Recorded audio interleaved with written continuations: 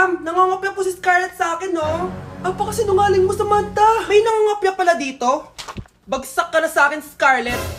Apakasama talaga ng ugali mo, Samantha. Nay! O anak, anyari sa'yo? Binagsak ako ng teacher ko. Naniwala kasi siya kay Samantha na nangopya daw ako. Totoo ba yun, Scarlett? Hindi, Nay. Siya talaga yung nangopya sa akin. Walang iya yan ah! Humanda siya sa akin! Tara, anak!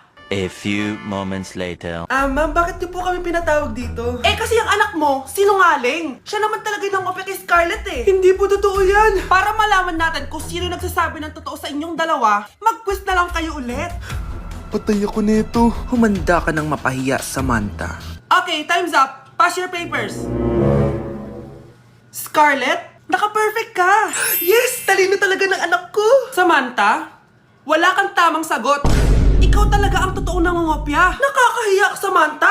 Humanda ka sa akin sa bahay. Tara! Huwag po, Nay.